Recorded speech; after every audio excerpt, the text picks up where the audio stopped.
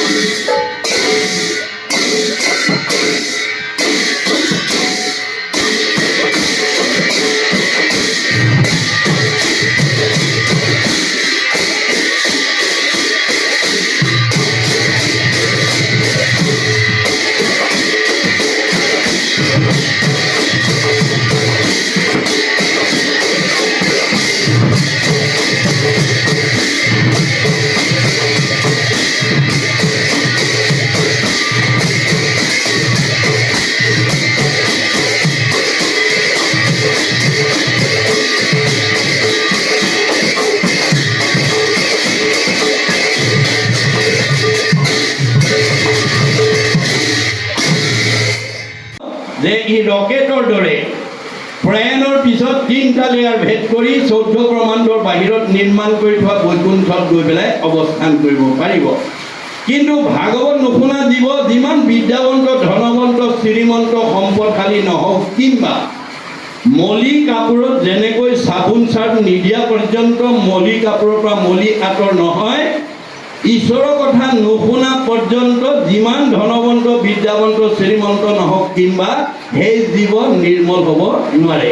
সি এই 3টা লেয়াৰৰ ভিতৰতে অহা যোৱা কৰি থাকিব লাগিব। মনত ৰাখিবা দেই, পুনৰপি জনমম পুনৰপি মৰণম, পুনৰপি জনমম পুনৰপি মৰণম।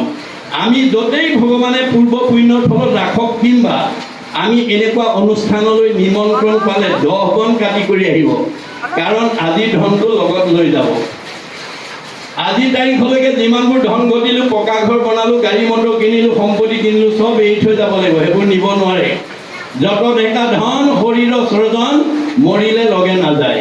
আজি ধনটো লগত যাব। শৰীৰ ভগতি পৰম সম্পত্তি ইহ পৰলোকে পায়।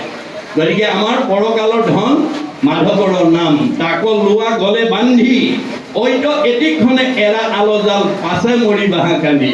বতৰ বেয়া, ৰ'দ বেছি, গৰম বেছি, ঠাণ্ডা বেছি, বিভিন্ন কাৰণ দেখুৱাই আমি নিমন্ত্ৰণ পায়ো যদি এনে অনুষ্ঠানলৈ নাহোঁ, তেতিয়াহ'লে আমি পৰকালৰ ধনৰ অভাৱত আমাৰ জীৱবিলাকে পিছত কান্দিবগৈ লাগিব। মনত ৰাখিব দেই, জীৱৰ মৃত্যু নাই, জীৱৰ সংস্কাৰ আছে আৰু গতি আছে। মৃত্যু কাৰ আছে? দেহৰেহে ধৰ্ম জনম মৰণ। আমাৰ দেহটোৰহে জন্ম মৃত্যু আছে, জীৱৰ সংস্কাৰ আছে। জীৱৰ সংস্কাৰ কেনেকৈ আছে? গীতাত কৈছে, যেন যুগে তৃণ পাইলে এৰয় অপৰ, জীৱৰ দেহৰ জানা সেহি পতন্তৰ। আমাৰ দেহত থকা জীৱটো শ্ৰেণী যুগৰ দৰে শ্ৰেণী যুগে মুখৰ আগত আন এডাল বন নোপোৱালৈকে যেনেকৈ পিছৰডাল এৰি নিদিয়ে, ঠিক তেনেকৈ আমাৰ দেহত থকা জীৱটো আন এটা দেহ নোপোৱালৈকে ইয়াৰ পৰা ওলাই নাযায়।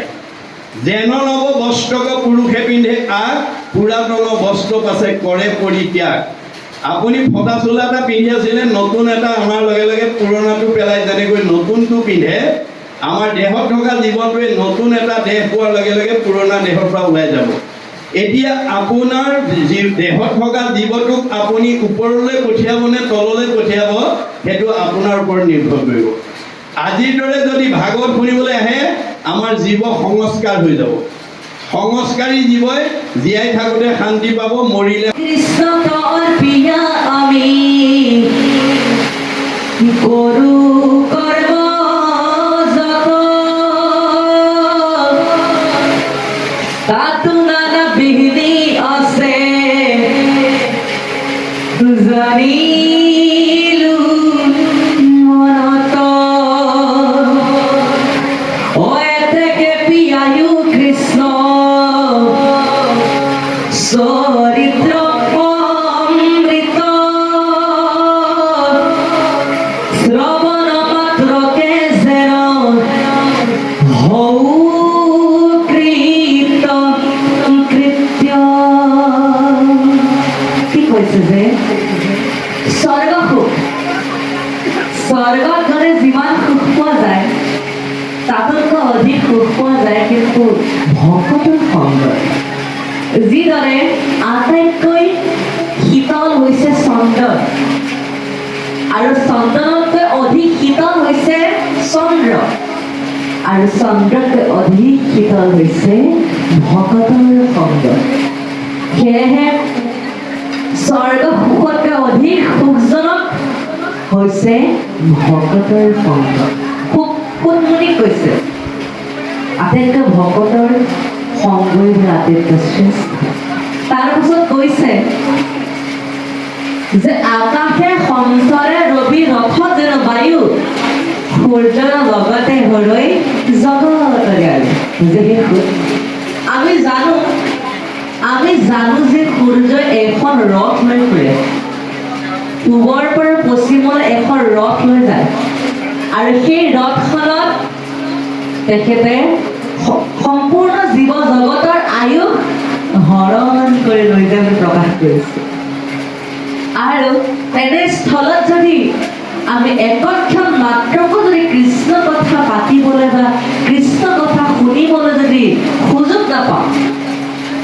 যদি কৃষ্ণ কথা আমি নুশুনো তেনেহ'লে জীৱনটো বোলে বৃথা যায় বুলি প্ৰকাশ কৰিছে আমি বোলে এই মনুষ্য জনমটো পোৱাই বোলে সাৰ্থক নহ'ব অসাৰ হৈ পৰিব কাৰণ প্ৰভুজনে ক'বই আপোনাক সবক যে আমি কিমান হাজাৰ বছৰে নহয় 84 লক্ষ আমি জীৱিত ভ্ৰমণ কৰিয়ে বোলে এই মনুষ্য দেহটো পাওঁ আৰু মনুষ্য দেহটো পাওঁতে যদি আমি কৃষ্ণ কথা শুনি যদি বৈকুণ্ঠ প্ৰাপ্তি হ'ব নোৱাৰোঁ তেনেহ'লে ইয়াতকৈ দুৰ্ভাগ্য কথা একো নাই সেয়েহে শৌনক আদি মুনিয়ে শৌনকে সেয়েহে সোধক এই কথা প্ৰকাশ কৰি আছে যে কৃপা কৰি আমাক এই মহাভাগৱত শাস্ত্ৰভাগ শ্ৰৱণ কৰে আচলতে ক'বলৈ গ'লে সেই সময়ত কিন্তু ভাগৱত আছিল সুত মুনিয়ে বা সুখ মুনিয়ে আচলতে ভাগৱত তাত তেতিয়া নাছিল তেখেত ভাগৱত শাস্ত্ৰ যেতিয়া এজন ব্যক্তি জীৱন্ত অৱস্থাত থাকে তেতিয়া সেই ব্যক্তিজনৰ নামটোৰ আগত শ্ৰীটো লাগি থাকে আৰু যেতিয়া সেই ব্যক্তিজনৰ মৃত্যু হয় তেতিয়া কিন্তু ব্যক্তিজনৰ নামটোৰ আগৰ পৰা শ্ৰীটো আঁতৰি যায় কিন্তু আমাক ভাগৱতৰ অৰ্থভাগে প্ৰকাশ কৰিছে যে ভগৱন্ত সদায় জীৱন্ত ভগৱন্ত সদায় জীৱন্ত কাৰণে ভাগৱতৰ আগত সদায় শ্ৰীমতটো বোলে লাগি থাকে আৰু ভাগৱতৰ অৰ্থভাগ আমি সবে এটা শ্লোকৰ মাজেৰে প্ৰকাশ কৰিবলৈ বিচাৰিছো যে ভাতিতি সৰ্বলোকেষু গীয়তে সনকা দেৱী वर्तन्ते सर्ववेदेषु तदायवे सकलं जगत इति कथ्यते भागवत এতিয়া ভামানে হৈছে ভাতিতি সৰ্বলোকেষু অৰ্থাৎ যিখন ভাগৱত সকলোতে বিয়পি আছে গোটেই পৃথিৱীতে ব্যাপ্তমান হৈ আছে সেইখনে হৈছে ভাগৱত গ মানে হৈছে গীয়তে সনকা দেৱী অৰ্থাৎ যিখন ভাগৱত সত্য যুগত ব্ৰহ্মাৰ পুত্ৰ সনক আদিয়ে সদায় কীৰ্তন কৰি ফুৰিছিলে সেইখনে হৈছে ভাগৱত ৱ মানে হৈছে বৰ্তন্তে সৰ্ববেদেষু অৰ্থাৎ যিখন ভাগৱত সমস্ত বেদতে ব্যাপ্তমান হৈছে বিৰাজমান হৈ আছে সেইখনে হৈছে ভাগৱত আৰু সমস্ত বেদত যে ভাগৱতখন যে বিদ্যমান হৈ আছে সেই কথা এটা শ্লোকত বৰ সুন্দৰভাৱে প্ৰকাশ কৰিছে যে সৰ্বে ধৰ্মান পৰিত্যাজ্য মাম একম নহয় এইটো ভুল আছে আৰু এটা আছিলে সৰ্ব বেদান্ত সাৰণে ভাগৱত নিশ্যতে তদ্ৰ নাম তৃতীয়স্য নন্যত্ৰ শাস্ত্ৰতি যে সমস্ত বেদৰ সাৰে হৈছে ভাগৱত আৰু ভাগৱতৰ কথাখিনি সমস্ত বেদত বোলে বিদ্যমান হৈ আছে এতিয়া ত মানে হৈছে তদায়বে সকলং জগত অৰ্থাৎ এই কলিযুগত বোলে আমি এই মহাভাগৱত শাস্ত্ৰভাগ শ্ৰৱণ কীৰ্তন কৰিলেহে বোলে তৰি যাব পাৰিম নাইবা তৰি যোৱাৰ পথ বোলে বিচাৰি পাম ইতি কথ্যতেই ভাগৱত এইটোৱে হৈছে ভাগৱতৰ অৰ্থ আৰু আজি আপোনাক সবে ইমান সুন্দৰভাৱে এই মহাভাগৱত শাস্ত্ৰভাগ শ্ৰৱণ কৰিছে ভগৱন্ত আজি আমাৰ সবৰ মাজতে উপস্থিত আছে নহয়নে প্ৰভু আজি ভগৱন্ত আমাৰ সবৰ মাজতে উপস্থিত আছে আৰু সেই কথা ভগৱন্তই নাৰদক এনেধৰণে প্ৰকাশ কৰিছে যে নাহং কৃষ্ঠামি বৈকুণ্ঠ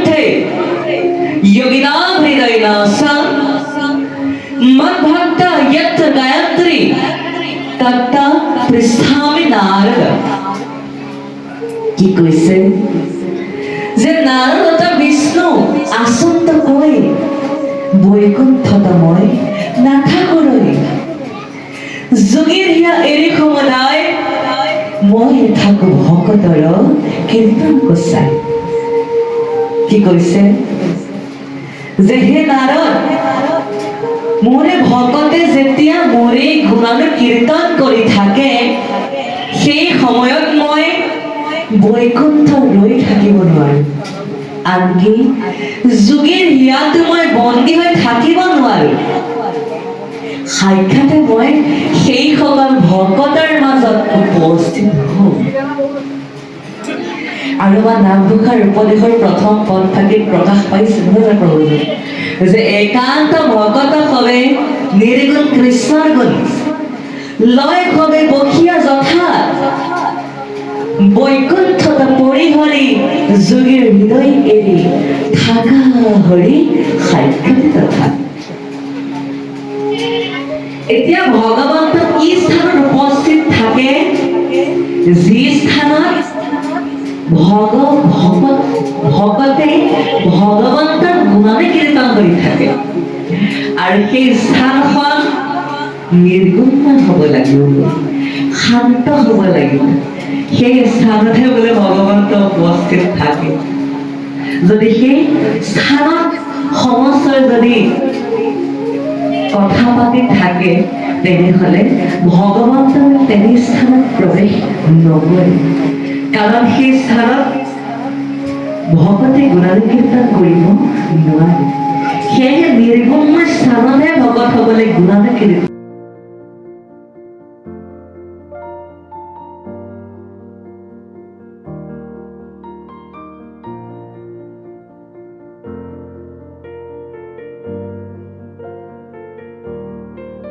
তিতাবৰৰ পৰা প্ৰসেনজিৎ ৰাজখোৱাৰ ৰিপৰ্ট টাইম অফ আছাম।